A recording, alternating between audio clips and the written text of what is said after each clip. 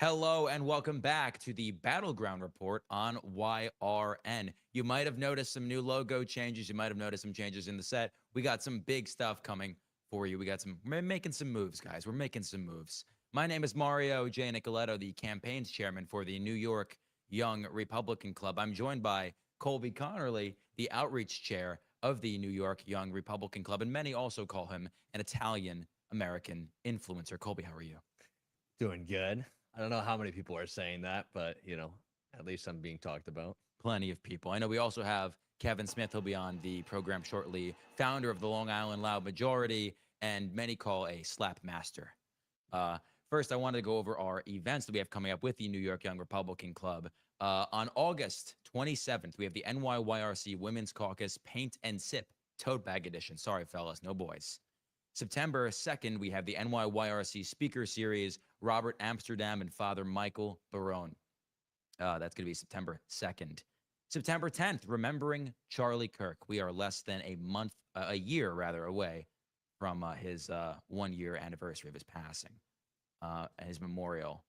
September 17th, we have Beyond the Mission, a conversation with Commander Greg Bavino, total patriot. We love Greg Bavino. And how could I forget, on December 12th of this year, New York Young Republican Club's 114th annual gala at Cipriani Wall Street. You don't want to miss out on this one, folks. It's going to be an incredible time with incredible people. You are going to love it. Before we get Kevin on and before we get some words from Colby, I want to first introduce the Intel Report with Robert Dylan Corbett, Thomas Dylan Corbett. I'm new to this, guys, okay? Roll with me here. Followed by the Sunday Scaries with James, coming to you right now. President Trump promised he was going to get the worst of the worst out of this country. Another promise once again delivered. Harry and Meghan are gone. Finally, they're out of the country. Back to England. I'm glad I'm not there anymore. I hope they don't forget they can claim $2,600 for self-deporting. So, make sure they collect that on the way out. It is just ridiculous. The whole situation with them.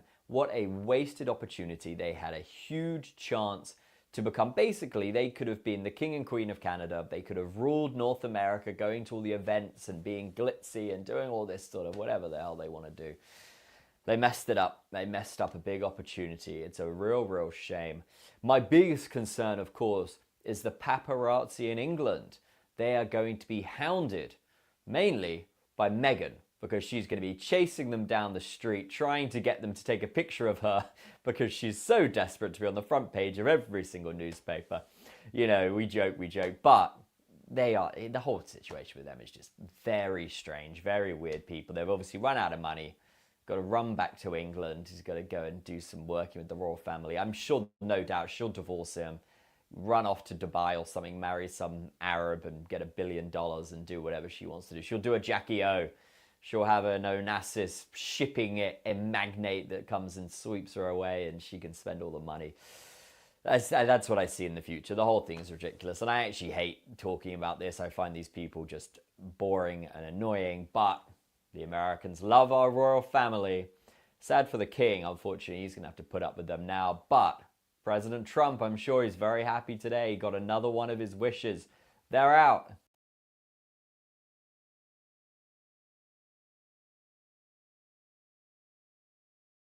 Senator Bernie Sanders has insisted on regulatory oversight of artificial intelligence this week, and OpenAI has finally agreed to make a change. This legislation would give the public a voice in artificial intelligence. And OpenAI took that literally. Moving forward, its newest chatbot will be given what the company is calling the voice of the people. Can I get an easy recipe for chicken parm? Chicken parm is a luxury we cannot afford right now. Where should I plan my next vacation? You should consider the Soviet Union. The Soviet Union collapsed in 1991. Oh my God. The new chatbot is proving popular with young Americans, who are using it for everything from help with their college essays. Can you help me write an essay on The Great Gatsby? That's a stupid book. You're going to read Howard Zinn. To dating advice. How do I meet good guys? Have you considered joining a sex commune? Worked for me in my 20s. No longer would the future of AI be dictated by a handful of big tech oligarchs. Now it will be run by you, the people, and I will be your voice.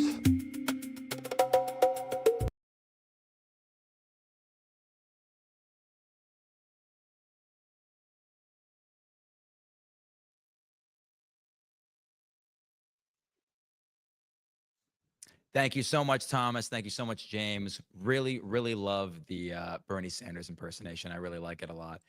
We do have another socialist to talk about, and I want to bring on Kevin Smith. Is Kevin Smith here?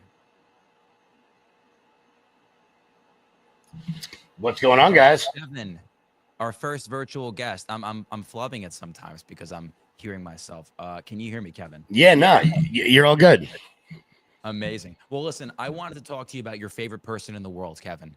You down for that? That could go about a dozen different ways, but yeah, let's do it.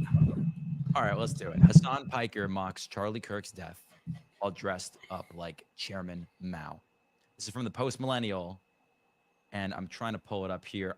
We all saw the footage. Kevin, you saw the footage from last night? Yeah, no, he's absolutely ridiculous. And, just to mock somebody's death, especially when Charlie went out of his way to be relatively kind to him in former clips. Charlie was joking around with his son. I think it was at Politicon a number of years ago where he said that he should get some royalties for all the videos Hassan makes about Charlie. It was good humored fun, but these people, these communists, they don't really care about morality. All they care about is winning. And for too long, we've had Republicans sit around and say, well, we can't do this and we can't do that because Article 2, Section 3, subsection 4, phrase 9 of the Constitution says blah, blah, blah. And then the Democrats just kind of make shit up as they go along. And now what you're getting is a guy who praises Mao, dresses as Mao, cosplays as a working class hero, when really he's just a Nepo baby who was born on third base, riding Uncle Jank's fame for the last 15 years. And I don't know, maybe we should have a reenactment of the gala this year when I run into Hassan Piker on the street. Hey, listen, you are a slap master in chief. I'd be okay with that. I mean, listen, I don't condone any violence, obviously. Never. That ain't violence. But I do want to read a quote from the Post Millennial. Quote, he has defended Stalin and Mao and said that America, quote, deserved 9/11, end quote.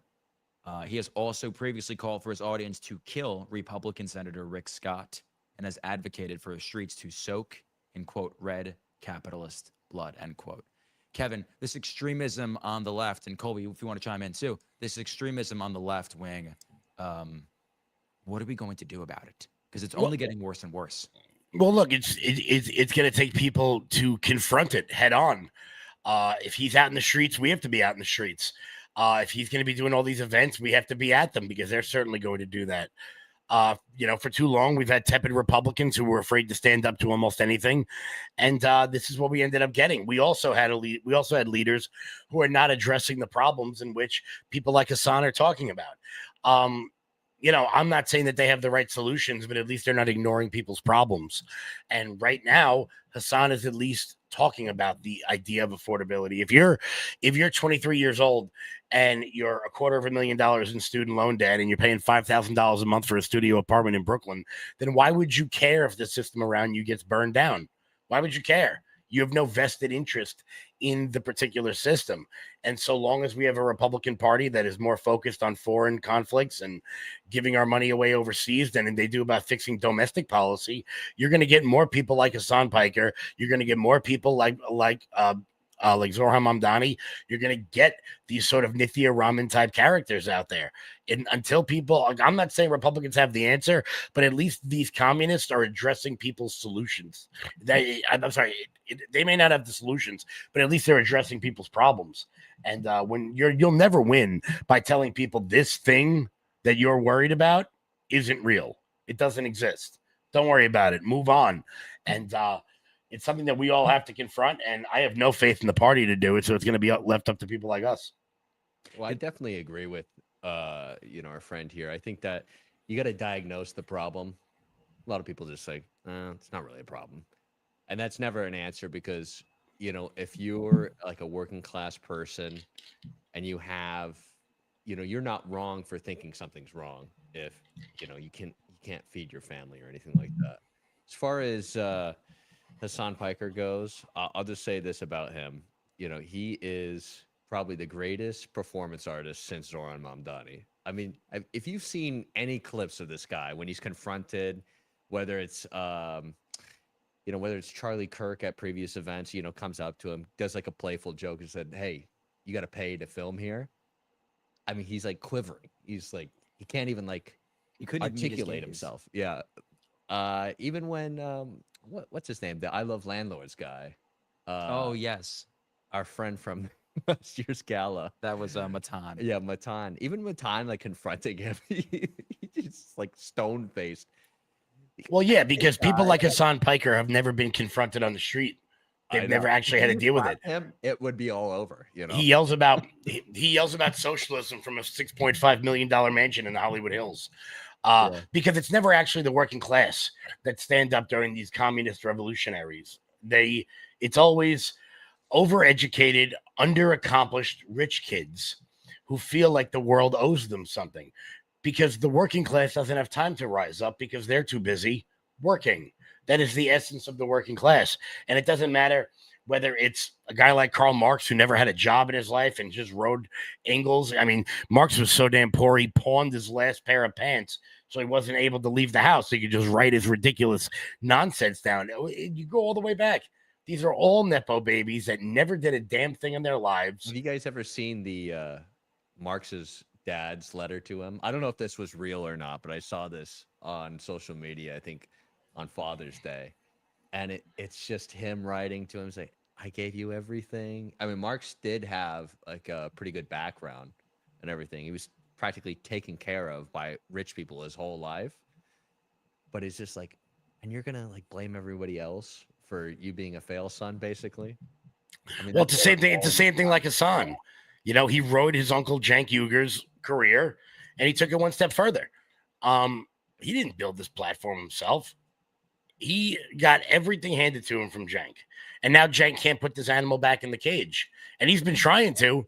Every time he goes on Piers Morgan, you got Vinny O'Shaughnessy of Vinny O'Shaughnessy calling him out, saying, "Hey, when are you going to get your nephew in check for saying that we deserve 9/11?" And now he's backtracking on everything. Of course, the differences between the DSA and the Republican Party, or the Democrats and the Republican Party, is that they actually allow their activists to work. The Republican Party doesn't allow that. People like me are not allowed in rooms with elected Republicans. We're not allowed to go to the Capitol Hill Club in D.C. We're not allowed to go to state GOP conventions, despite the fact we actually win elections and they lose them. So they're only going to have themselves to blame. For Congress as soon as possible. Imminently. It needs to happen, Kevin. Well, we're at step one. Okay, it's better than step 0. Yeah. I have a couple comments here that I want to read right off the rip. Audrey, who are we speaking about? Hassan Piker, the communist in chief of the DSA. And then Frank F. Music, wonder who that could be, also saying, how, in your opinion, should conservatives handle the likes of Piker and others? And is, quote, when they go low, we go high, end quote, the right approach? Kevin? No, never. That has never been the right approach ever. Whether it's a schoolyard bully or it's a guy like Hassan Piker, when they go low, we meet them at their level. Republicans have to stop being afraid of using naughty words. You got this guy out here who is celebrating the death of a guy that all of us knew, a future president. What would be the point in going high in that? The person who wins in these sorts of battles is the person who's willing to break all the rules.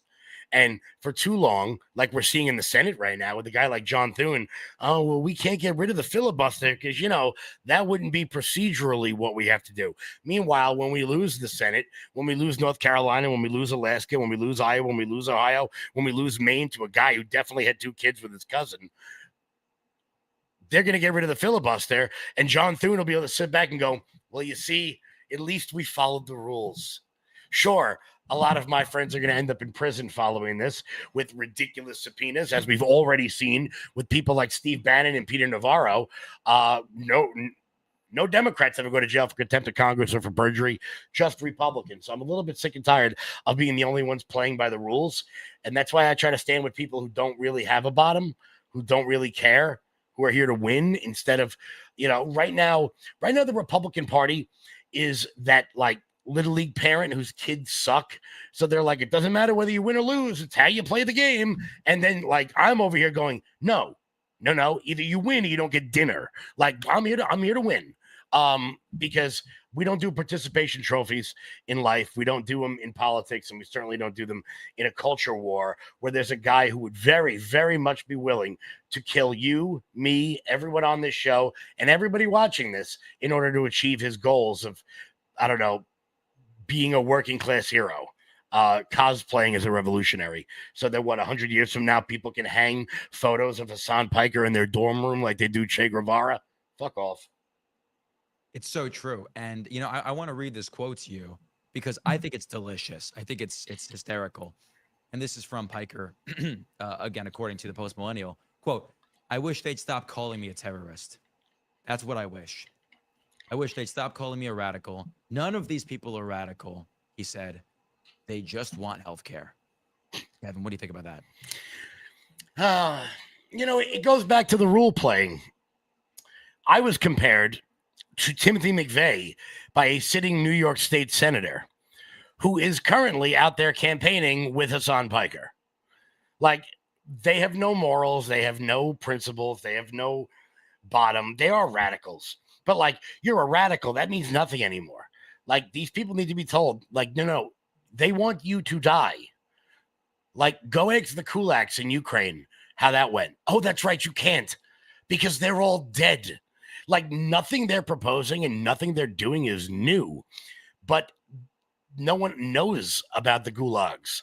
Nobody knows about the Red Scare. Nobody knows about Mao's Little Red Book. They don't know about the Cultural Revolution because there's never been a movie made about the Gulag Archipelago, but there's been 2,000 documentaries about every other version of World War II.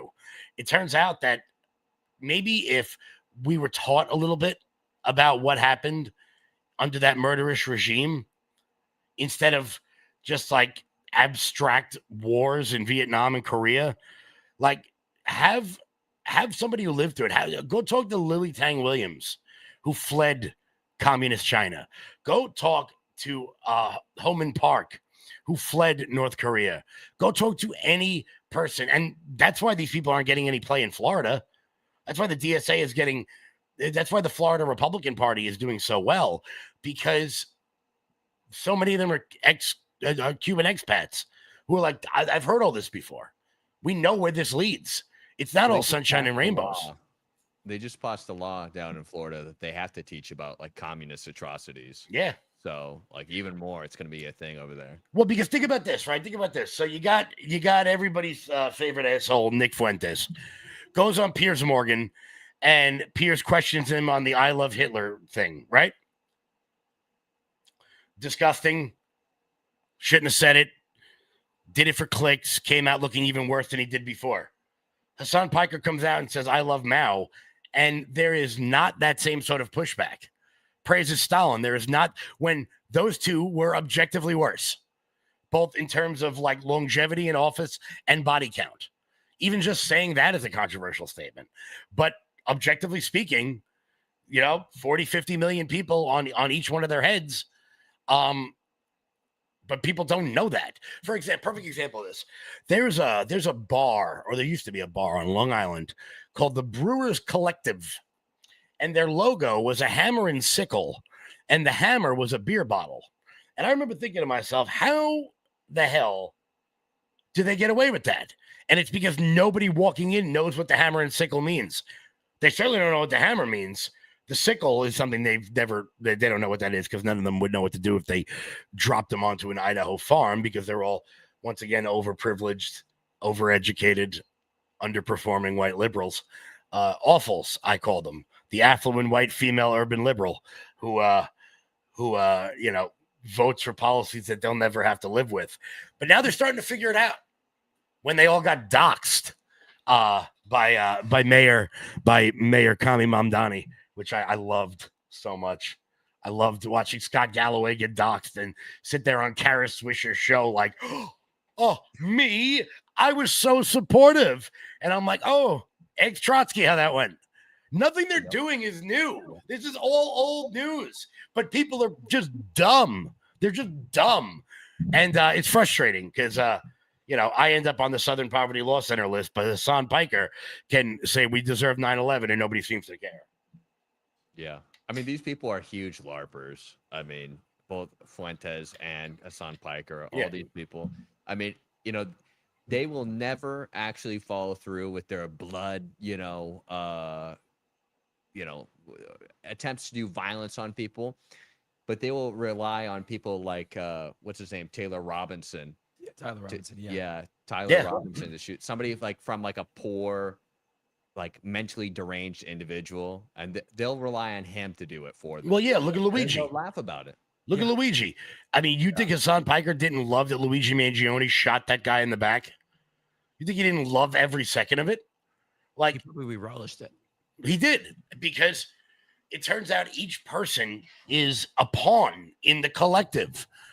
That's what it is. Each person is just a piece on the board, and you can move them around as they see fit. And what did it do? It gave them the fodder for their healthcare debate. It gave them the fodder for their collectivism debate. And now you got some rich kid with a bad back who's going to be even worse because he's spending the rest of his life in jail. It's true. We have another comment in from Frank. And pardon my hoarse voice, guys. It says, my feeling is that labels like communist don't land with the same bite anymore. Calling DSA activists the C word welcomes laughs. People no longer care. What say you?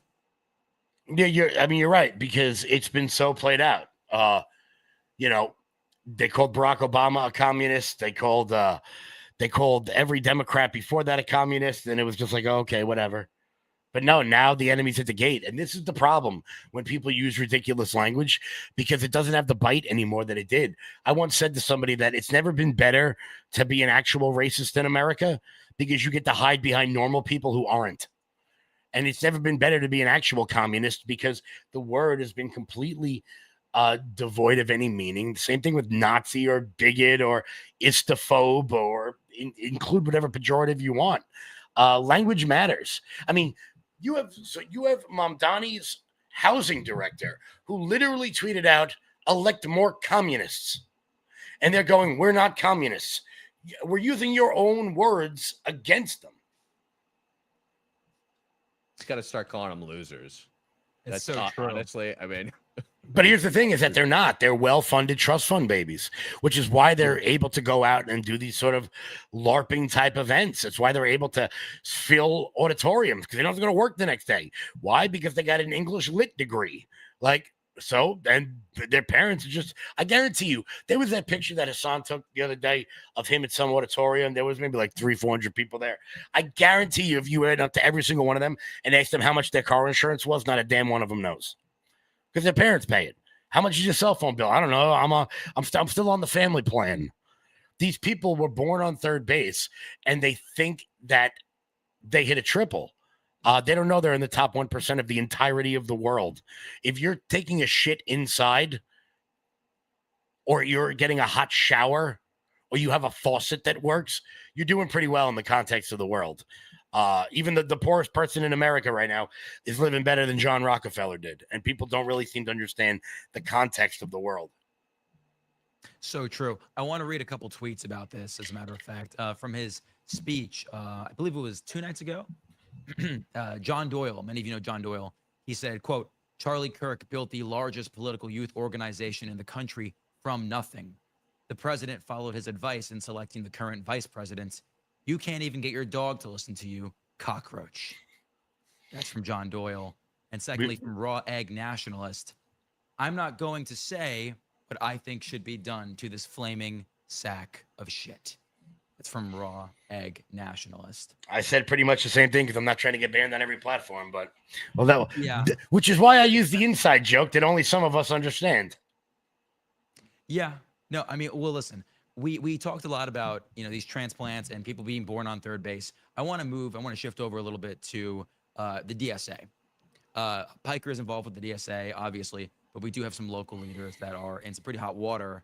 I don't know if you saw this yet, Kevin, but embattled DSA leader Gustavo Gordillo sued for eviction despite $1.5 million townhouse gifted by rich dad. This is from New York Post. Have you seen this yet? Yeah, it turns out his dad is on the Pierre to Tear list because That's real.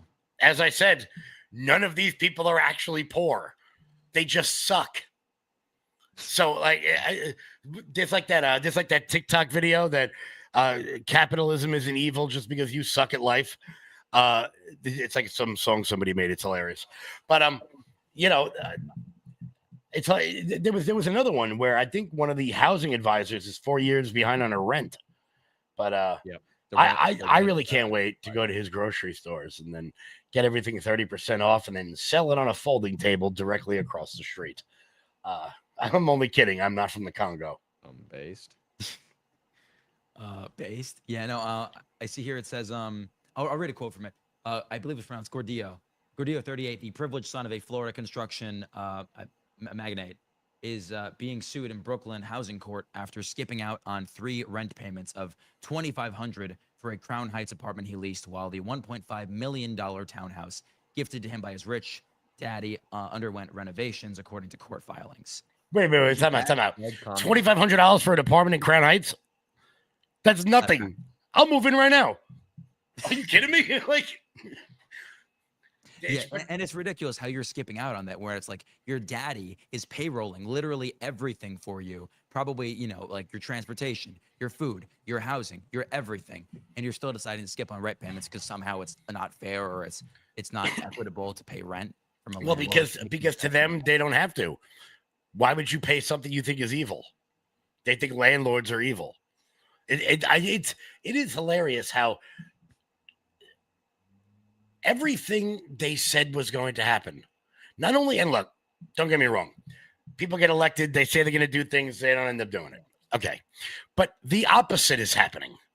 Rents are not going down, they are going up. Like food is not going down, it is going up. The buses not only are not fast, but are more expensive than when Mamdani took off. The BQE is underwater every time it rains. Every time it rains, half of Brooklyn is underwater. And everyone's just like, oh, yeah, no big deal. We go, la-di-da. There was that one video of that chick trying to jump off, I think it was the 58 bus, and she just got swept away down the street. Because it turns out when you're attempting to globalize the intifada, you don't really have time to clean the storm drains. No, it's so true. And it's.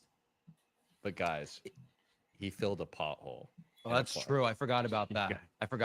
He did fill a pothole, Kevin. Yo, the fact that like they're like, oh, he's filled so many of these like, yo, that ain't your job, bro. First off, I don't know how that doesn't violate the sanitation union contract. That's a whole nother thing. But yeah, there was a time where guys with vowels at the end of their names would have handled that in a certain kind of way. But we don't have them anymore. Thanks, Rudy. But it is just frustrating how people can't see through his con. Like, it's so obvious and it's so blatant, and it could have been avoided. We didn't have to live like this, but not for the arrogance and the ego of 2 people in this city. We were stuck with this idiot for another 3 years. Yep. Yeah. So this guy Gordillo, Gordillo. I think it's how you say it. Right? It's not Gordillo. That's a little too wide. Gordillo. No, I don't think it's so. Yeah, this guy Gordillo. Right now, the DSA. This scandal broke right when they're attempting to vote to give both co-chairs $95,000 a year, like stipends, or like a just salary. Yeah, just a salary, basically. Yeah. So, well, it's so that they can pay for their dacha. Like Stalin had like 13 houses while he, stuck people in Lithuania inside of caves, because they turn equal than others. Yeah. It is wild to me that, like, all right, you're doing all this work for free, $15 an hour minimum wage. You got to make sure when you do the Bernie talk, you got to make sure you throw your hands up. $15 an hour, Medicare for all. It's all about the hand movements. But that's so true. $95,000 a year to what? Go on Fox News and get embarrassed? I might. You know what? Hold on. He's not making the money that he needs to. I got a voter reg form right here. If they're paying $95,000 a year to make an ass out of myself on Fox News, I might just re-register as Jessica Tarlov. Honestly, I mean, listen, it would be a lucrative revenue stream. I Not thought bad. union electricians get paid pretty well too. That's the thing. That's true. Yeah.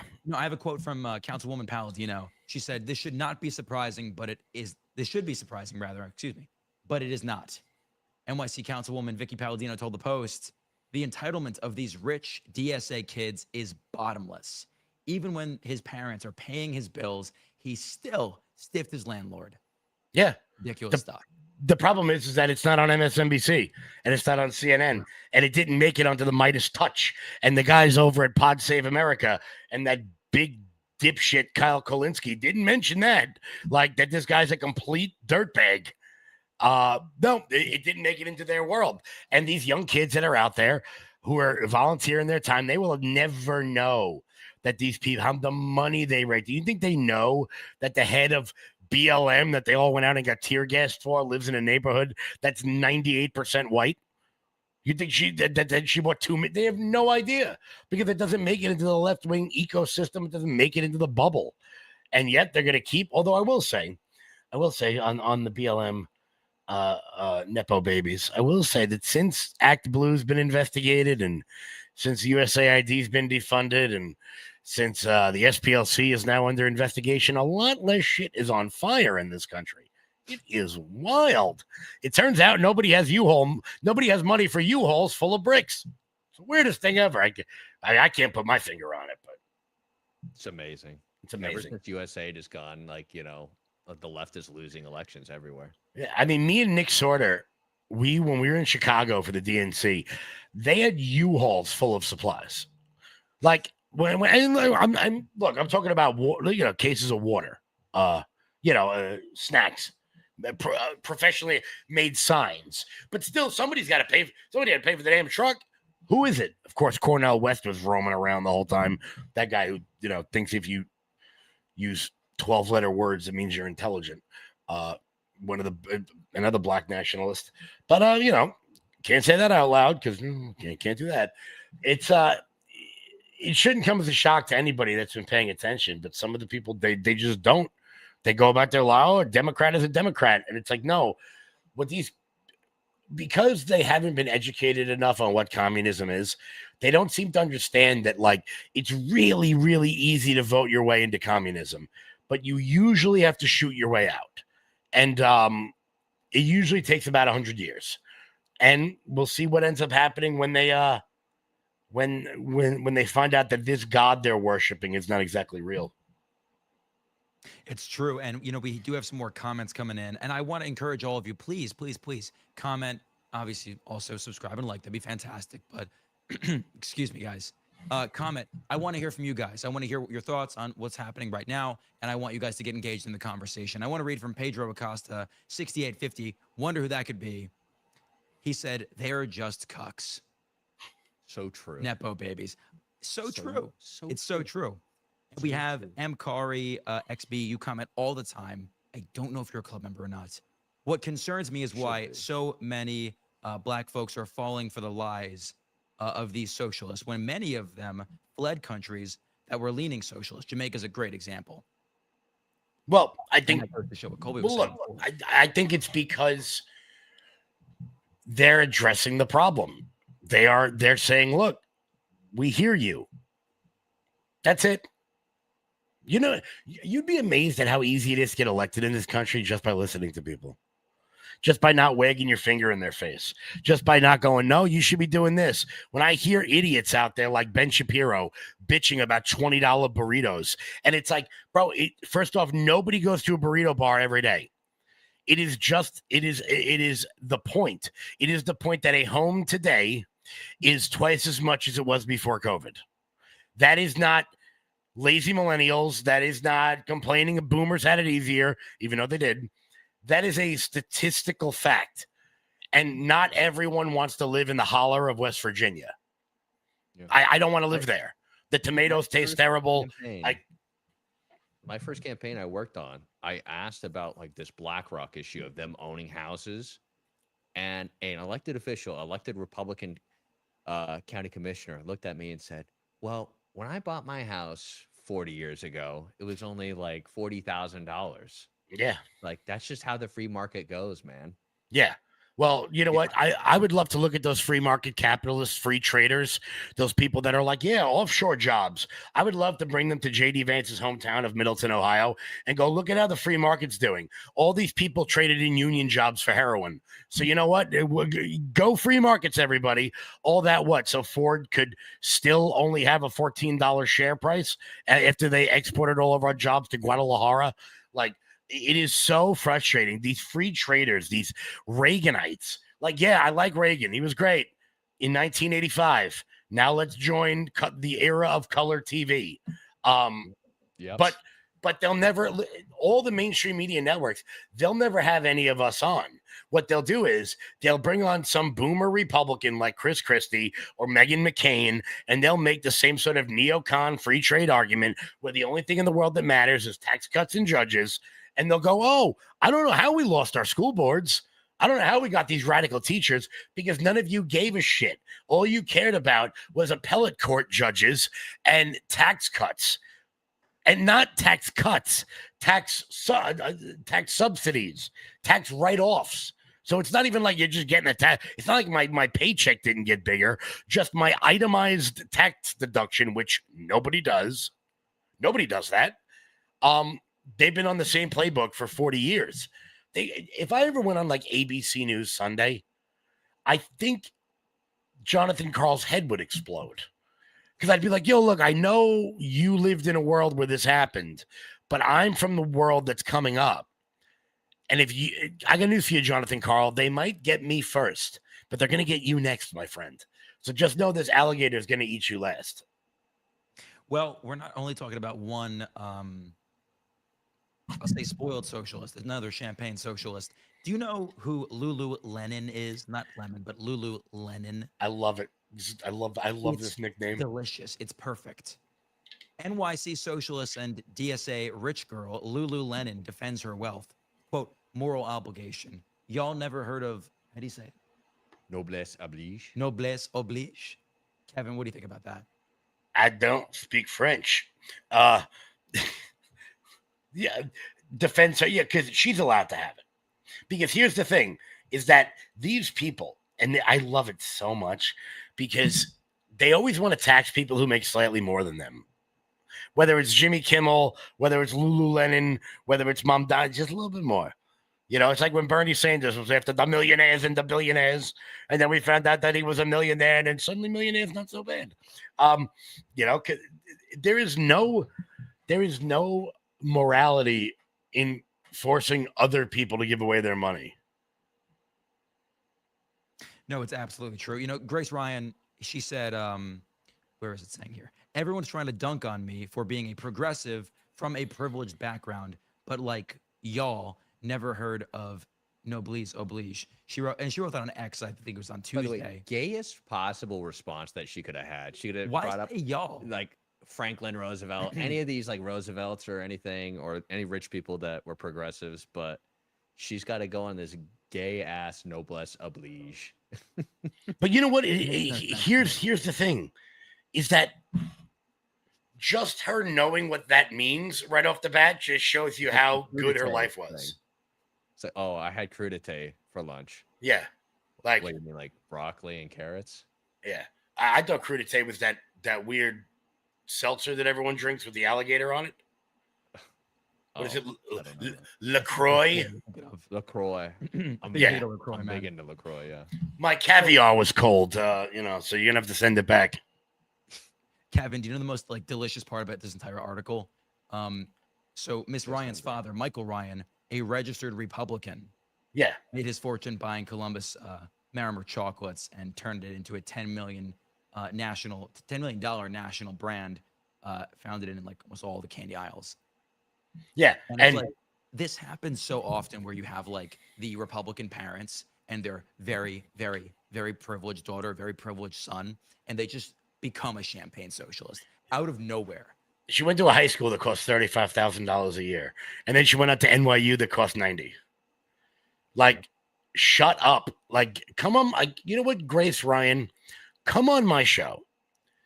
I will I'm not going to pay you because whatever I could pay you wouldn't nearly match whatever your father's credit card limit is, you bougie bitch.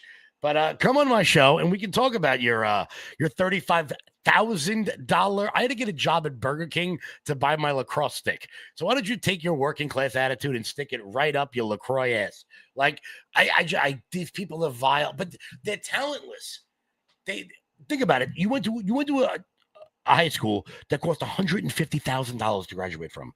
Then you went to a college that cost $350,000 to graduate. You are $500,000 into your education and you are still useless. You could have spent $4,000 and went to mechanic school and totally made a shitload of money. A lot of money. A chick welder, they would have picked her up in like 2 seconds. Nope. Instead, she probably had to study lesbian dance theory at Wagner University or some other ridiculous, I don't need you. Oh, what did you study? Criminology? Congratulations. They're not hiring on Criminal Minds. We don't need you. Like, This is just like the sad thing. Like the children of Reaganites are always these like stupid progressives. I mean, even with the cheesy gordito guy, like his dad is a successful immigrant. Like, if any of these people just spent a day working in their lives, it would totally change them. But they haven't yet. They're still getting educated.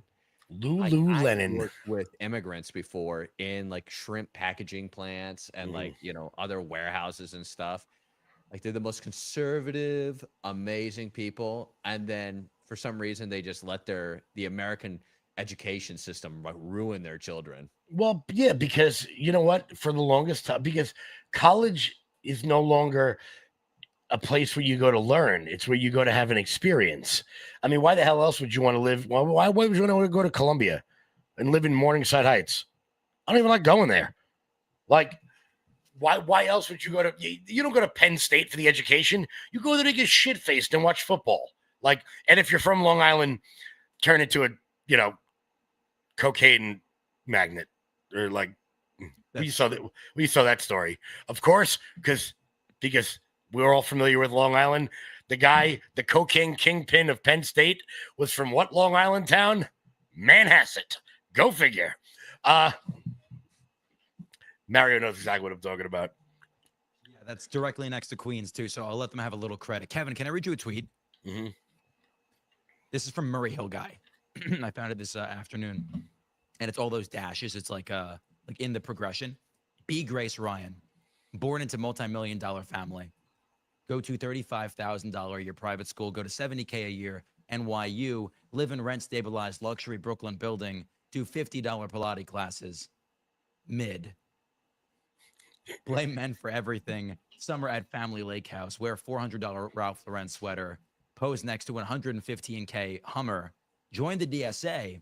Become full-blown democratic socialist, get nicknamed Lulu Lenin, lecture people about wealth inequality.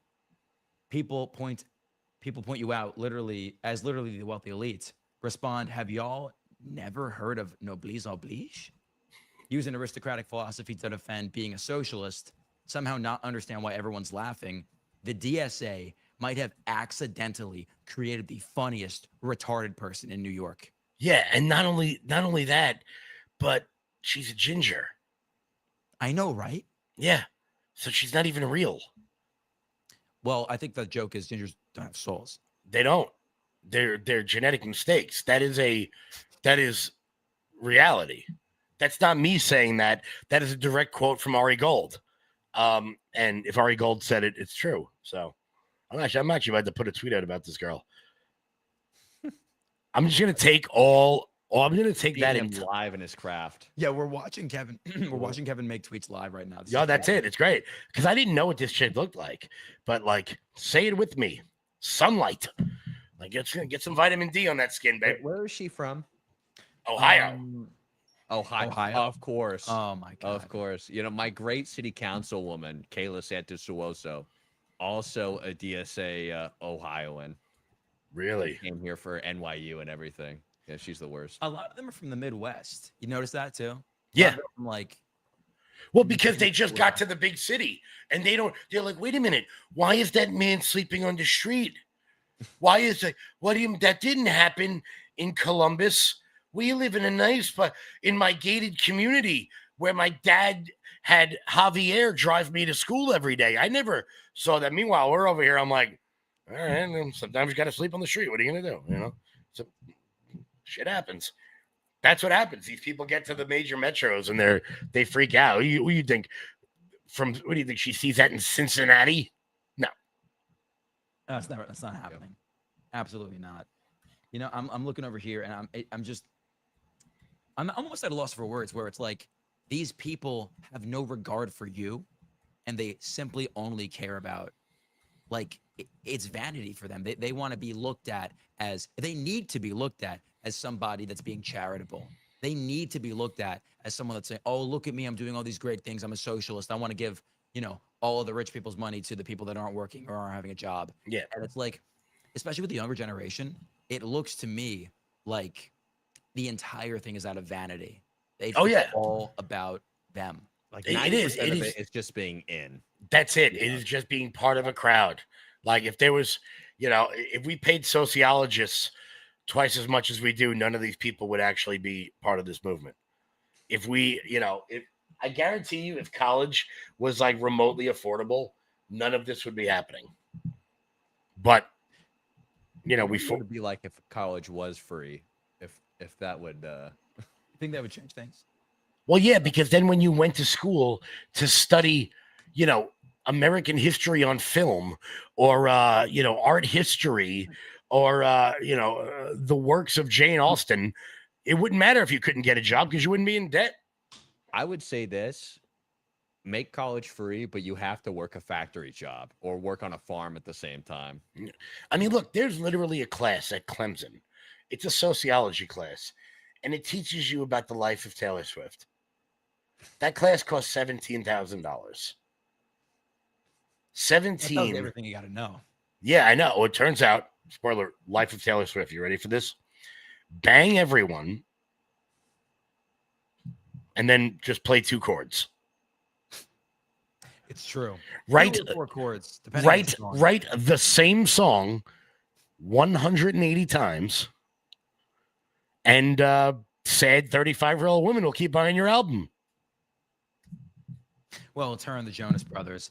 I want to talk to both of you about we're going to get back around to the DSA in a second, but I found something recently on, I think it was Twitter. I think it was X. Now it's known as X. And this is coming from, trying to find the pollster that did this. Is this fake New Hampshire thing? Well, I don't know if it's fake or not. I want to get your take on it. One, all polling is fake now, by the way. Like it's just used to manipulate betting markets, and also like consultants pay for these polls to try to influence some decision. It's just all fake. Well, we don't know if Kevin's seen this. Kevin, this one says, this is from Saint Aslam.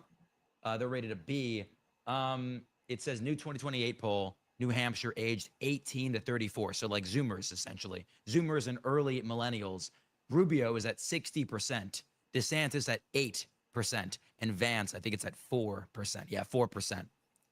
You think that's got any credence, any reality? Is it based in reality at all? No, not a chance. Rubio, first off, we're not going to need Marco Rubio by 2028 because we'll have run out of countries to bomb. So we won't need him anymore. You know, I mean, really, they're already like, hey, look, I know Iran's going very well. Everybody. I know, look, everyone over there is going, look, Iran's going great. Iran's going great. But Havana is like right there.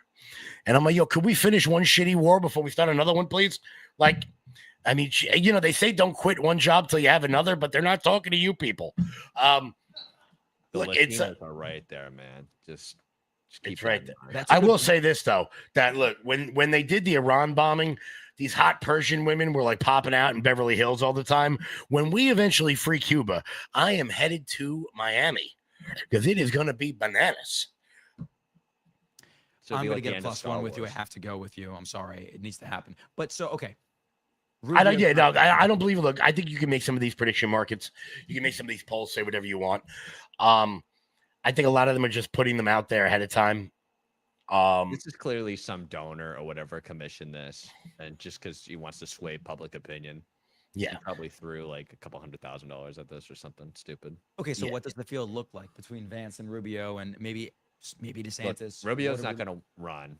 Like the consultants and the donors just want him to. Donors because they don't want Vance, consultants because they want it to be an open-ended thing they can make $1 bajillion on in a Republican presidential primary. Also, just to be clear, the goal is in 28. The goal is 32. Any serious candidate, I think, hangs out till 32, because mathematically, based on population movement, and I could do a whole show on this. Because I did a whole, I've done a whole show on it. Mathematically, Democrats, it's almost impossible for them to win the Electoral College in 32, just based on population movement.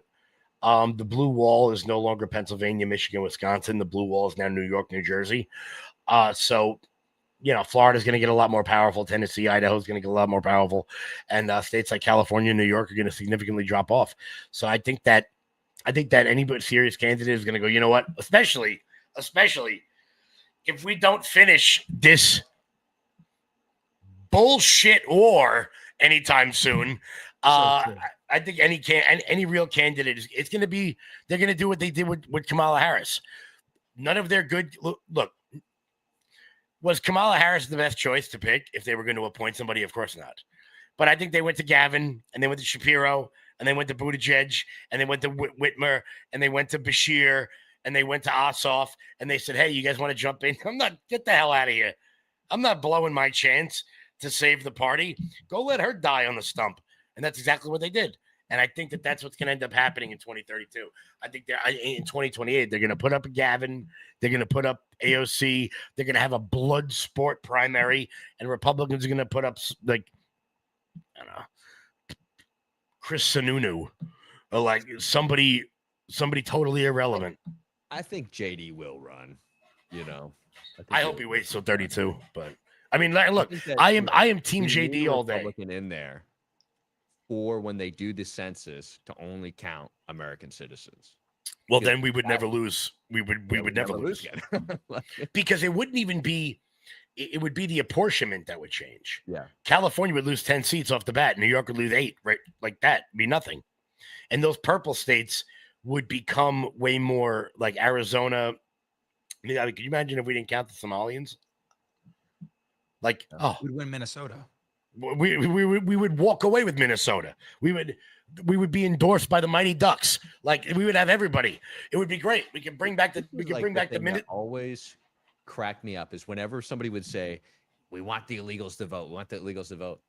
They don't care if they vote. They just care about the fact that they are included in the census and that they're apportioned congressional districts for that. I mean, there was a New York Democrat that admitted it. Yeah. She was from Quinta. She's a 3-namer. She's from Queens. She was like, we need illegal immigrants here just for congressional apportionment. Yeah. I mean, how many illegal immigrants are there in America? Illegal immigrants? Yeah. I mean, in my view, I take the Bavino stance where it very well could be over 80 million. Well, I don't know about that. But why not? Every congressional district is around 700, 800,000 people. So you divide whatever that number is by that. And that's how many stolen congressional districts the Democrats have. Call it 10 million. Yeah. Even if it's just that. So at least 10, like 10 to 15, So who do you see running? In 28? In 28. I mean, if look. This poll is completely fake. If it's completely false. I mean, I think all three will be in there. It wouldn't shock me if DeSantis ran. We're going to see how much you'll be able to tell if DeSantis is running, whether or not he's on every show over the course of the next 6 months, to keep himself relevant until it's time. Because let's be honest, the minute the last midterm is called, which will be California, so that'll be called in a year and a half. They're going to 28 starts immediately. And look, you're already seeing them kind of out there. JD's doing rallies in his hometown and steel plants where his dad worked. It's gonna be tough. It's really gonna depend on this war. Do you run on a record of a war that nobody wanted? Well, I won't say nobody, but hold on, Mario. Before I say too much, I didn't know what you were doing for a second. I thought that was Surge on the cameras. No, that was me. Oh my God. Oh my goodness. Oh, I control it all, babe. That was the voice of God. That was the voice of God for a second. Here we go. Here we go. Jay. That, Stop bombing countries. I have a theory. I think that Gabbard will run. Really? I do think so. I don't think she's gonna win. But I think she's gonna run and then try to get a better cabinet placement. You know, Gabbard Kent. I met Tulsi and her husband before. I've had dinner with them, and I think that the situation with her husband was true. He really did have bone cancer. But I think that she'll run. She'll be, like I said, it's almost like when Burgum ran. You know, all these like random people, they're gonna jump in and try to get like better cabinet spots. She really wants to be Secretary of State. I think she was slotted for that during Trump's 2016 win. Like, crazy enough, Trump was considered Romney, Rex Tillerson, and Tulsi Gabbard, and like even Joe Manchin as Secretary of State. Rex Tillerson, what a name. Yeah. What happened to that guy? I'm like, do they just pick names out of a basket? Oh my God, I forgot about that guy. Yeah. I know. He just kind of spawned out for a second. Forgot about Rex Tillerson. Oh wow, we have a lot more comments. Okay. You're all just gonna have to brave my voice. I've been screaming all day. Forgive me, whatever. Yeah, it's true. All right, we have M. Carl. I'm calling you Kari. Many of these people, like other immigrant groups, had to work multiple jobs to get by and build themselves. No handouts. So why have they suddenly gained amnesia? I think they're referring to the African American community, as the previous comment infers. I feel like you wouldn't be so adverse, or I feel like you would be adverse to the DSA in those kinds of communities. It's like Cuomo won them by so much. Would you agree? The African American community. African American communities, yeah. You know, if they actually polling and hold, Cuomo would have actually kind of won based on African Americans. But the problem is that, you know, most of them will just vote Democrat, the older ones. So that's how Zoran ended up winning the black vote and ended up winning the election with like 50% of the vote. He won the black vote outright. Yeah. Cuomo didn't win it. I did not know that.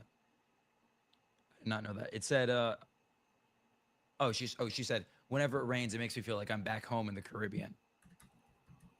And then Frank also said, you're going to love this, Kevin. Frank said, for GOP to be competitive again in NYC, MAGA seems unpalatable to most. Is another James Lindsay the answer? No. No. Oh, no, I'm sorry. Wait. Mayor Lindsay or like James Lindsay? Maryland. He says James. Oh, I thought he meant the influencer, James Lindsay. Oh, no. Yeah. I guess no. Well, look, no. I'm going to tell you exactly what has to happen. The next candidate has to be someone whose name we can't say right now. Like it can't be a name you've heard of. And they have to run as an independent with the Republican line being blank. And then that's the 8, 9, 10% of Republicans have to just get on board with whoever the independent is, in kind of the same way Spencer Pratt tried to do. It's not uncommon for them. Look, it's not uncommon for places to do this. In Utah, Democrats don't run somebody. They run that guy in Nebraska. They ran that guy McMillan as an independent, and he almost won. Because there is a large collection of people. McMillan was either Utah or Nebraska. But McMillan was Utah, yeah. Yeah, but he ran as an independent because it turns out we are so entrenched in the party system, there can't be anyone on the Republican ballot. And they have to run as a true independent. Try to do that. I don't really believe that that's key. They always try to do that. I mean, in Montana, they're trying to do that, but the Democrat doesn't want to get off. You would have to run 2 campaigns, one for the Republican Party and one for an independent ballot, which everybody's going to take this idea. And there you have like 10 independent candidates. No, but here's the thing is that, but everyone has to coalesce around the one person. I said it before this election. I was like, they need to take Sliwa, Cuomo, and Adams, put them in one room, and don't let them out until one person remains. And whoever that is, we all got to eat. They need to change the law. Like they do and do a top 2 primary. Well, there also has to be some kind of a leadership thing where like the leader of the party goes, oh, you want to run? No, We're not getting your signatures. We're not going to validate your signature. Believe me, the Republican Party has no issue kicking somebody off a ballot if they really want to. Like, let's be honest, we all work in this industry. But that's what has to happen. They need to coalesce around a true independent. I have long said that I am conscripting Jeter 28 to run for mayor because I think Jalen Brunson will be busy. But if he is unavailable, I'll take Jeter in 28. No big deal. We'll get all these lonely 35-year-old Taylor Swift, the female Taylor Swift fans. They'll all come out for Jeets, and we'll win, and it'll be great. And then he can just appoint somebody his deputy and then step down. Sounds fair enough to me. I got another comment here. Most MSN media is tone deaf. So true. Well, it's a lot. It's not that they're tone deaf; it's that they're discussing the world they live in. Like, they don't know that there's a place. There are places between the Hamptons and Manhattan. I think they know that, but they're willfully ignorant. Yeah. Look, I think the key is for running a mayor or just running any candidate. The reason why Republicans don't win in New York City, for the longest time, they just don't build any machine. You know, the Democrats had a political machine. You know, at first it was Tammany Hall. Then it's, grown into like several different political machines through the city. The Republicans just don't have a political machine. You still have people talking about, winning back old Republican areas rather than trying to grow new Republican areas. There is just such a brain drain out of New York. But now that they have matching funds, I think you can slowly build a machine back. Look, you're not going to win this next election, maybe. You maybe not win the one after that. But eventually, and this is the way the DSA has been doing this for years, you think that like these people would have actually, even if like they never knew that Mamdani was going to win, they would have kept on doing this thing till they won. And that's what we have to do. We just have to keep on running elections, trying different messaging, and building a machine. Even when it's not election year, the DSA will go out and hand out free shit all the time. We could just do the same thing. Kevin, what do you think? No, we have to. And if the party's not going to do it, we got to do it ourselves. You guys know. I mean, look, I showed you before. I have 200 blank voter registration cards sitting behind me. I love that. Every day I'm putting them out. Every day I go out and I register new voters. I go up to registered Republicans all across the. I mean, look at this thing. I go up to registered Republicans and I re-register their kids. The easiest way to do it. Like, there are ways to do this. You just have to want to do it. Yeah, I talk to candidates all the time. They're just like, well, the party's going to get me signatures, and the party's going to, or Albany Republicans, they're going to give me money, right, in this campaign. This is like right at the beginning, and I say, what? Mm-hmm. I've never heard of this before. That's crazy that you think that people are going to do stuff for you. Other parties and political machines in New York, they have nonprofits set up. In Germany, they do this even. The nonprofits are like, you're required. Each party is required to have a nonprofit, and the government gives them money. Like, city councilors are the same thing. They have all these funds to give away. Like, they are doing stuff every year. But the Republican Party and all the district leaders and stuff, spoiler alert for everybody who doesn't know, district leaders, the precinct committee people, they're only doing anything to get a BOE job. Yeah. It's like, it used to be that they would reward people with a BOE job. Now it's the BOE people run the party, unfortunately. Yeah, no, it's absolutely true. We got a couple more comments, and then I do want to land this plane eventually because we do have another intel report coming up soon. Give me one sec, guys. My voice is only getting worse and worse. Oh, Frank meant John Lindsay. Yeah, that's it. Yeah. Former president of the club, by the way. Yeah, former president. See, guys. Sorry, Frank. We elect them. It's true. We do elect them. Once upon a time. We do elect them.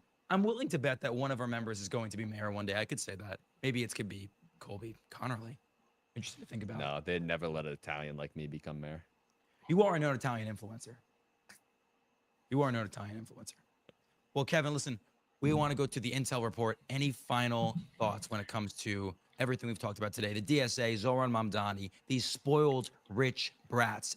Any final thoughts? Oh, I think it's time for Republicans to grow a spine. And I try to tell people that if you want to do something that's never been done, you got to do something no one's ever done. So if you want to defeat these people, if you want to defeat the communists on their own ground, spicy memes are fun. Saucy tweets are great, but you have to get out in the street and you got to do the hard work because they certainly are.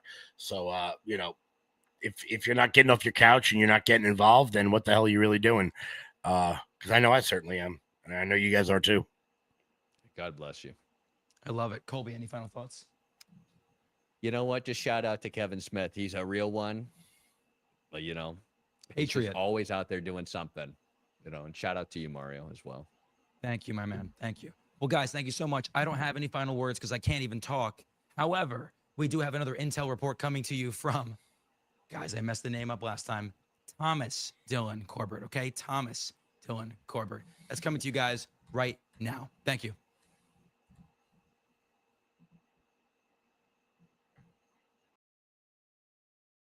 Republicans might be in trouble here. We're racing into the midterms and things are not looking good on the ground. Something interesting is this reminds me of what happened in England when the Conservatives had a massive majority and they spent the whole time arguing, debating with each other. They didn't pass any laws. They didn't do anything. And what happened? The people got really annoyed with them and 251 members of parliament lost their seats in that election. The people were sick of it. They all voted for left-wing candidates. The Labour Party came in. This, I'm not saying that that's going to happen in the midterms. Of course, no one's expecting that. But the Republicans need to understand the people are getting sick of this. They won't pass the SAVE Act. This makes no sense. The president has been very clear. The people have been very clear. Everyone wants the SAVE Act passed. For some reason, they're unable to do it. So I think we might have some problems here. It's looking concerning. You've got, at the same time as the Republicans aren't doing anything, the left are putting crazy candidates up who just offer the most insane policies. El Said is saying free Medicare for everyone, everyone gets free healthcare. These policies are crazy. They can't implement them, but they don't care. If they win, what do they care? The Republicans are the only ones that won't promise things that they can't deliver on. The problem is they promise and they don't deliver on anything. So we've really got to figure this out. It's looking very concerning. You've got Mamdani in New York giving everyone free grocery stores and 20% discount on food and things. They're putting crazy policies out there. The people like this. The people hear this. What are the Republicans offering? What are they offering even to anyone? We've got massive gas prices are extortionate. The young people are getting nothing. Nothing for the young people. The boomers, you could say, are being taken care of, but nothing for the young people. And then, of course, they're going to be upset when the young men don't support the Republican Party anymore. This is the problem. This is the problem. They've got to figure this out. You've got the midterms. Let's see. Hope it's not too bad, but we're rapidly heading towards the next presidential election.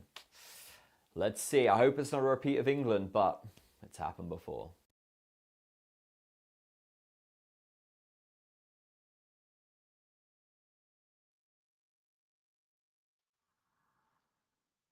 And we're back. Still no voice, but I've been screaming all day, so I'll take it.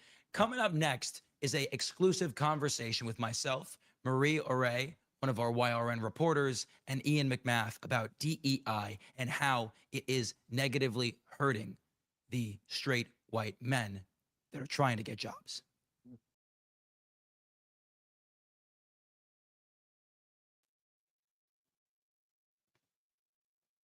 Hello and welcome back to the Battleground Report. If you are just tuning in, my name is Mario J. Nicoletto, your campaigns committee chairman for the New York Young Republican Club, joined by Ian McMath, our press secretary for the New York Young Republican Club.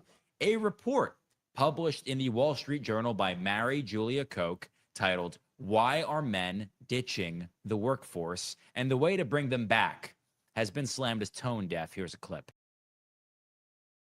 Where did all the guys in the office go? American women now hold 176,000 more payroll jobs than American men. That's a far cry from 3 decades ago when men held nearly 7 million more jobs than women. What changed?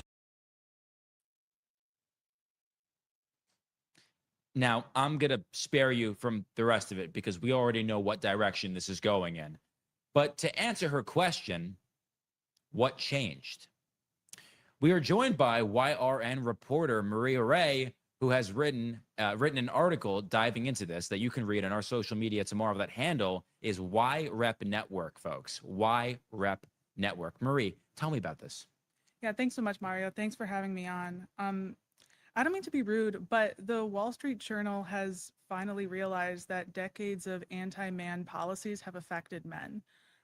We have seen a push to get women involved in coding and professional spaces from the 1970s, but really from the early 2000s, as if that wasn't going to displace men. If you have, I don't know, Girls Who Code or the AAUW or Anonymous Was a Woman or anything like that, giving a limited number of spaces to women means that men don't get them. And now in 2026, after men actually have been severely affected by all of these policies, they're like, oh, I guess that the reason is the economy. Manufacturing went to Mexico.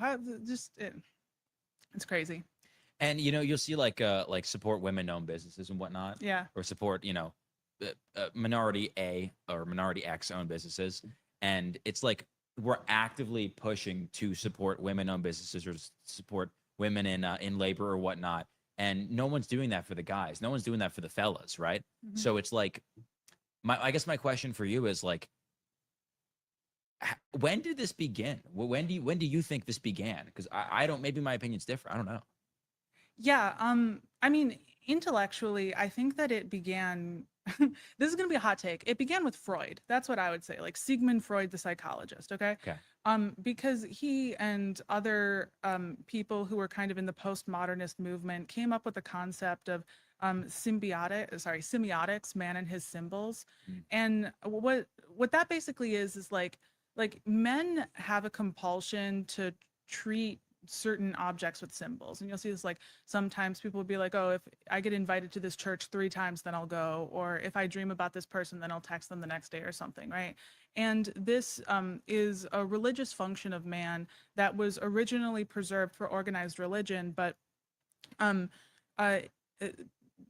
people post-Freud, especially Carl Jung and the people who came after him, were like, okay, well, man has an impulse to interpret symbols in a certain way to create a coherent narrative about their worldview. Let's use this to create an ideology. And it was an intentional practice of creating this feminist ideology where, you would, first of all, you would interpret the relationship between a mother and an infant as exploitative, which is not entirely untrue. It's just that you've taken the most sacred, amazing thing in the world and made it seem bad, right? And then you walk around and you're like, oh, that man said that I was pretty. That means he only likes me because of X, or that man is man-spreading on the subway, and all of that stuff.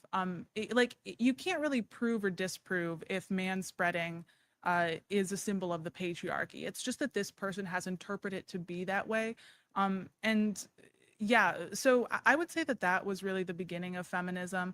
But like the moment that these theoretical ideas entered the workforce really happened in the 2020s, when like journalism and HR and all of that got taken by a moral philosophy. Especially after COVID. Especially after COVID. Yeah. I was, as it is right now, where we have, I think it's like 150,000 more women than men in the workforce, something to that effect, something like that. Mm-hmm. I feel like it began during like the late aughts, like early 2010s, when woke was becoming a thing. I want to go to Ian, actually. Ian, when do you think this began? Well, thanks for asking, Mario. And thank you, Marie, for working on this article. I think that the origins of women and women's in the workforce, that's from the progressive movement, which was very strong at the turn of the century. We got the 19th Amendment. And I think that that women entering the workforce actually was not a huge shock to the economy until recently, when there was actually the emphasis on DEI. and essentially that not only giving women a fair shot, because there are plenty of intelligent, enterprising women that are capable of working in the workforce, but using DEI mechanisms to actually actively pass over men and put them into and put women into those positions. And I think that also it's basic economics. You know, we can talk about how this started, but let's just look at the result, right? The road to hell, as they say, is paved with good intentions. And while we want to have equality for everybody, we have to just be sober-minded about the results. And what we see here being articulated in this video, and I think that what's happening in the economy is that women are taking more and more jobs that were previously done by men. And then you have this perennial 21st century woman question that she poses in the video. Where'd all the guys in the office go? Well, when you have women, especially propelled by these diversity, equity, and inclusion policies, you end up with a lopsided workforce where women are taking these jobs. And of course, they're not getting into the manual labor, blue collar jobs that are also, you know, as they would say, dominated by men, the word that they use when they're talking about the white collar professions, but they don't have interest in those.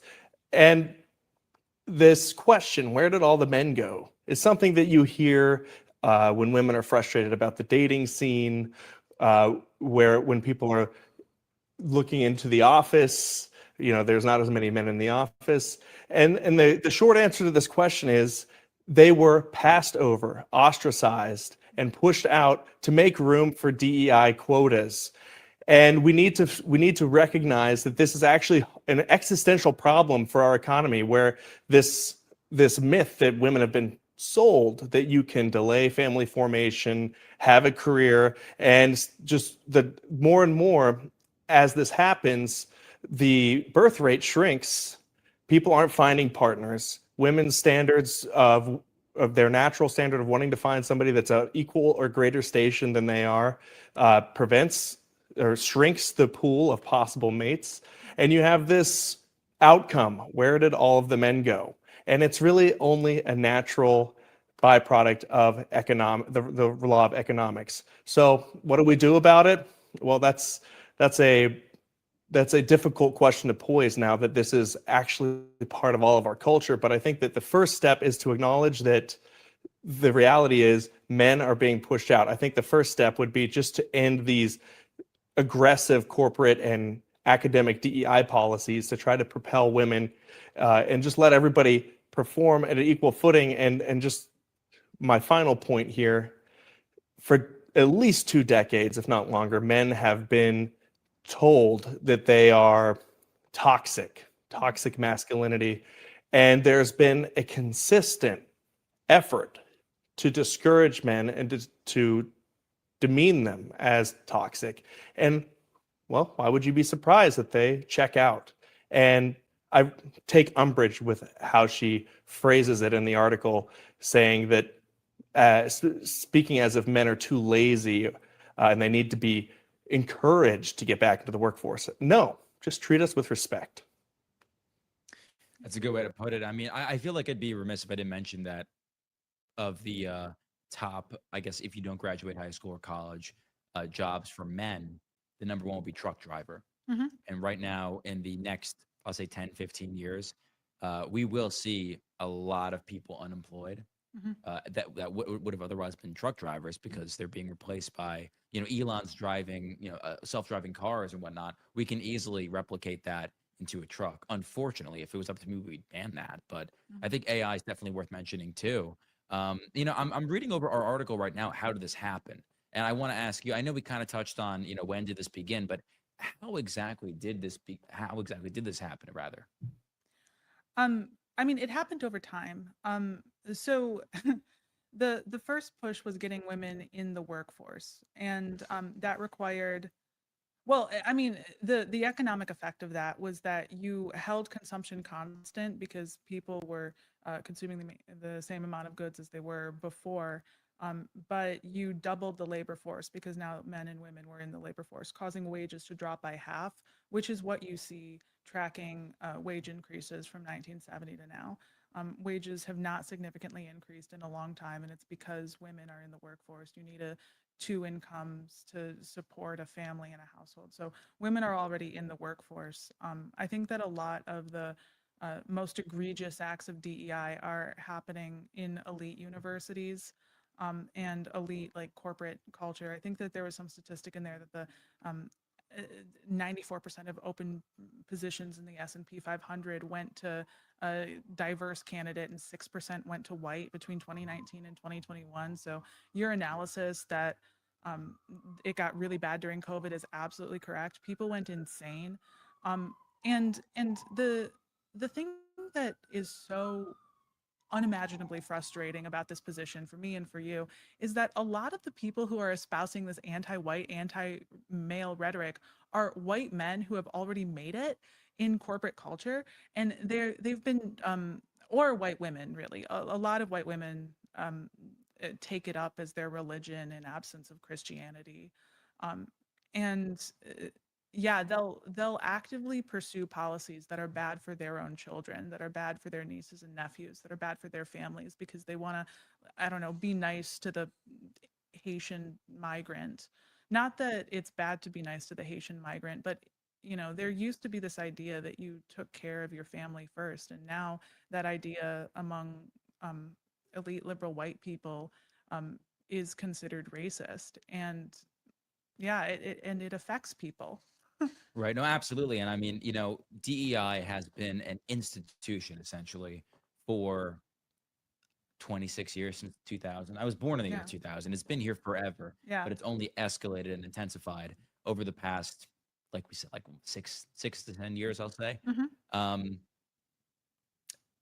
Politicians and government officials can only do so much to regulate what companies do. Yeah. They can only do so much.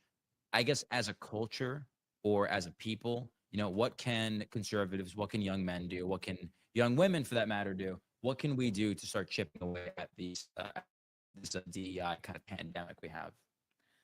Yeah, the main thing is just telling women that it's not nice. It's not nice to discriminate against your children. You will not be happy if you pursue, I don't know, if you wait until you become a geriatric pregnancy at like 34, and if you wait until you're 40, the odds of, when I had a baby, I was 26 years old. The odds of her having, for example, Down syndrome was like 1 in 3,000 or 1 in 2,600. The odds of a 40-year-old woman having a child with Down syndrome is 1 in 16, not 60, 16. And this concept that you can overcome biology is not good for women. Your labor is never easy, but your labor will be so much harder if you wait. And that's just one example of like how people are negatively affected by what they believe to be correct. So to answer your question more broadly, women who believe that DEI is nice are hurting the family, hurting the social fabric, hurting any idea that we could be a people group, or we can have a common culture, or we can have a common identity, because there is no common culture without a family.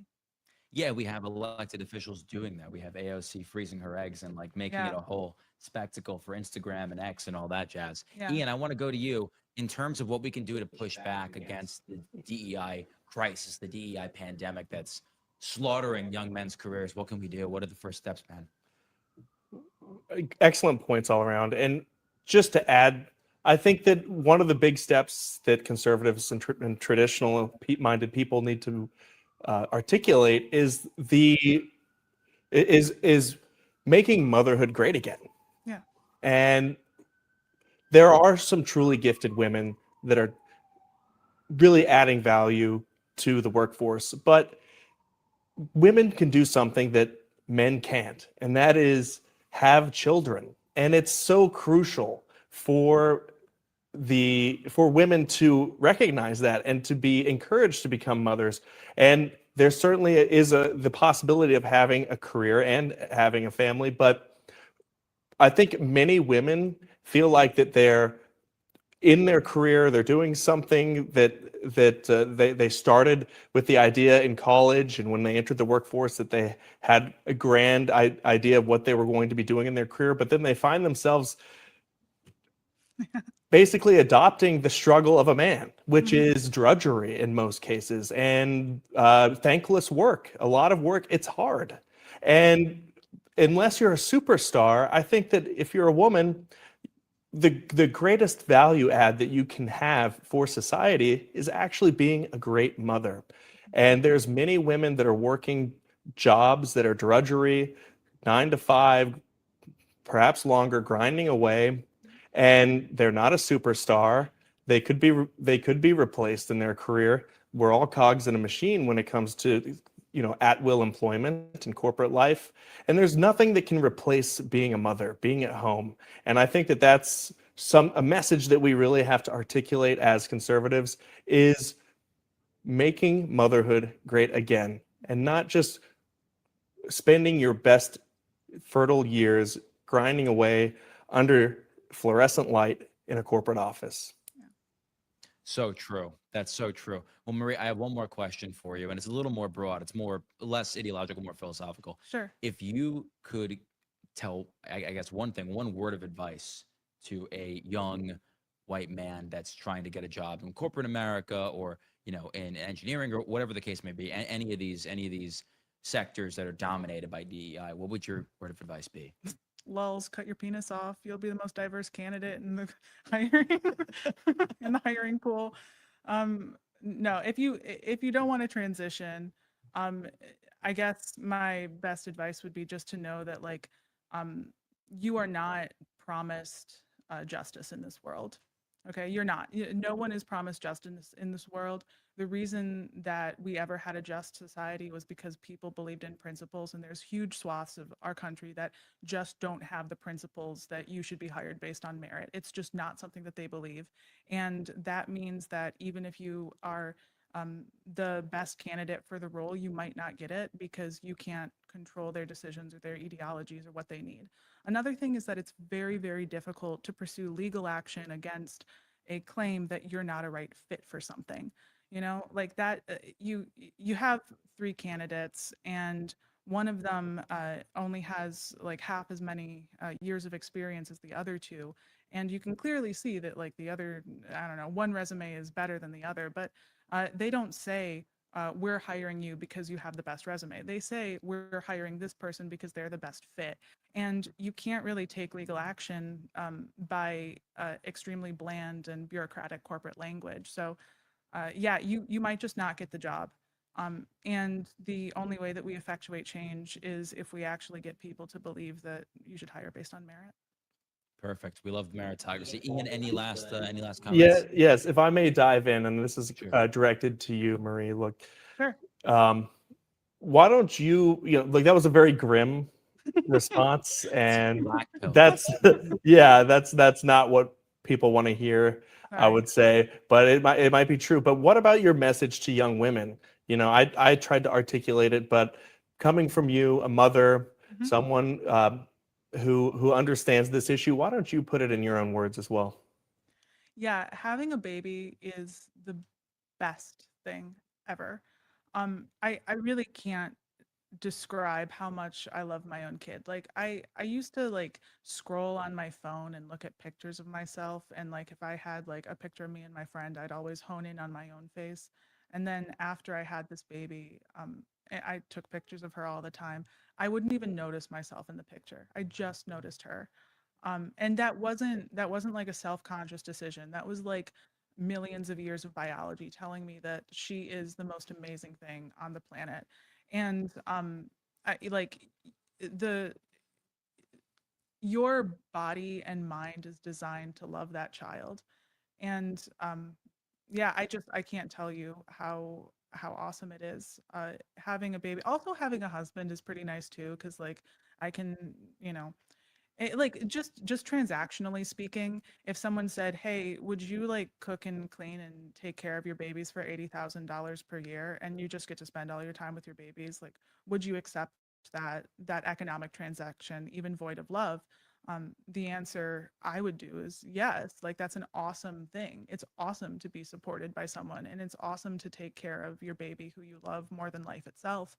And yeah, that's why I like being a stay-at-home. I have a part-time job, or I'm interviewing for part-time jobs, but I really think that being a stay-at-home mom is awesome.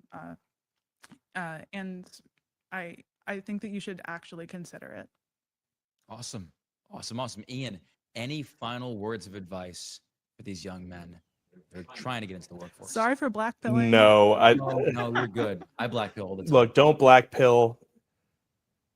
There is a political party that is here for you. The New York Young Republican Club thinks this is an extremely important issue. We want men and workers put in the best possible position because we believe that family formation and that family is the core of a nation. And we're in difficult times culturally. The left has control of the culture, but it won't always be that way. And that's why the New York Young Republican Club, we chose to report on this topic today. And yeah, things are tough. You're like Marie said, you're not owed justice in this world, and you have to fight for it. I think that the power of the left is waning. I don't have any golden advice other than to not be discouraged. It's only over when you quit. And as long as you're fighting for yourself, standing up for yourself, choosing your own side, there's still hope. And I see these videos of people on the internet submitting, they're venting that they've submitted 1,000 applications, especially young men in STEM fields, and they keep on getting denied and denied and denied. And I understand it's frustrating, but there's a political party that understands this, and we're trying to make policies and find solutions and be a voice to this, to these people. And it's honestly, it's an existential issue. We have to find balance and to encourage family formation. And get involved, like, subscribe, follow the channel, give us feedback. We're reading the comments, and, fight the good fight, stand up for yourself. So true. And I got to be honest, unlike Mr. McMedia, I do have some golden advice for you. You need to join the New York Young Republican Club. That's at NYYRC.com/join. That's the first step, big guy. Step number 2, you need to read our article tomorrow. It's coming out, and that's going to be at YRepNetwork, folks. YRepNetwork, YREP Network on most platforms, and it's going to be titled Wall Street Journal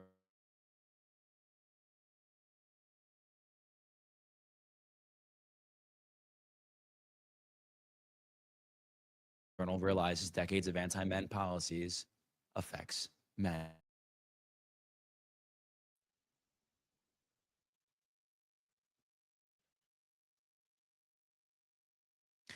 Thank you so much for watching. I almost said our old name. Thank you so much for watching the Battleground Report. My name is Mario J. Nicoletto, your campaign's chairman for the New York Young Republican Club. And I can't talk anymore, so I'm going to stop. Have a great night. God bless you. God bless the New York Young Republican Club. And God bless the United States of America.